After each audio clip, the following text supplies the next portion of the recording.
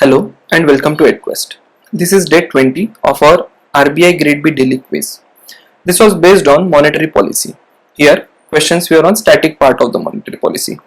Let us jump onto the question 1. So question 1 was, which of the following statement on monetary policy are correct? So statement 1 is, monetary policy addresses the demand side of the economy. Statement 2 is, with the help of monetary policy, money supply in the economy can be managed. Through the effective use of the monetary policy, fiscal deficit can be contained is statement 3. So out of these three statements, only A and B is correct. So when we say monetary policy,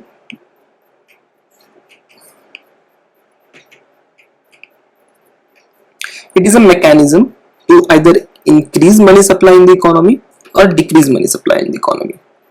So once you increase or decrease the money supply in the economy, you ultimately are increasing or decreasing money in the hands of people, directly or indirectly.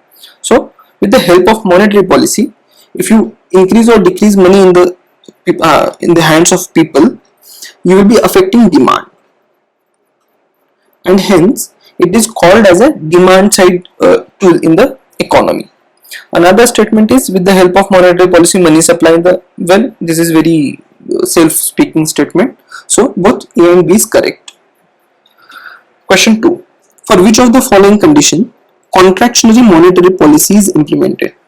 So what is contractionary monetary policy? So contractionary monetary policy is where you are sucking out excess liquidity or excess money from the economy. So in that case, what are the situations when you do that? I will read options from bottom. So if there is high unemployment, will you do that? Certainly not. Then there is a recession in the economy, you cannot have contractionary monetary policy. But if there is inflation in the economy, so what is inflation? Inflation is because of higher demand.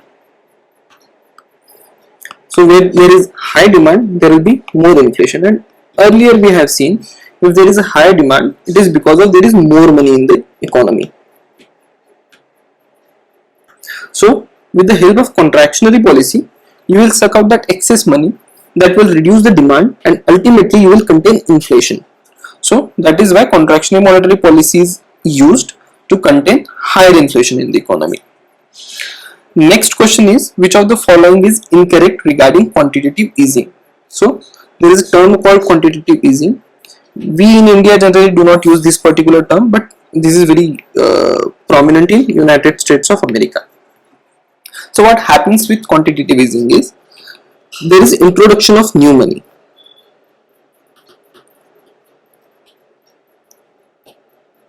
And generally this new money is printed. When this new money is printed, what US Fed does, it gives that money to bank, while it purchases government securities from the bank. So there is increased money supply. This particular tool is used when there is a recession in economy. For example, in 2008 and period after 2008, there was heavy reliance on quantitative easing by US Fed. So they increased money supply, they pumped a lot of money in the economy, and with the help of a lot of money, it could revive their economy. This revival of economy was done through this excess money, which led to lending and investments, and hence we can say quantitative easing is about encouraging lending and investment, where there is involvement of purchase of securities from the market, and hence when there is increase in money supply, naturally interest rates will be decreased. So all these three options are correct, B, C and D. Question reads about incorrect statement regarding quantitative easing. So it does not reduce money supply, hence this option A is incorrect. And many people got stumped here because they did not read question properly, and this may also happen in exam hall. So take a pause and read question very carefully. Next question is, which of the following is not an instrument of monetary policy in India? So this is very one of the most easiest questions, and also many people have marked it very correct. So all are obviously instruments of monetary policy in India. I'll provide a link in the description box where you can read what other instruments of monetary policy are available in the India, that is provided by RBI. Next question is, which of the following is likely to translate into decreased money supply in the economy? So again, without going into each and every single option, I'll simply explain what this question says. It is saying about decreasing money in the market. So obviously you will take away money from the banks. So if you increase SLR or CRR, that is statutory liquidity ratio and cash reserve ratio, if it is increased, you will take back money from the banks.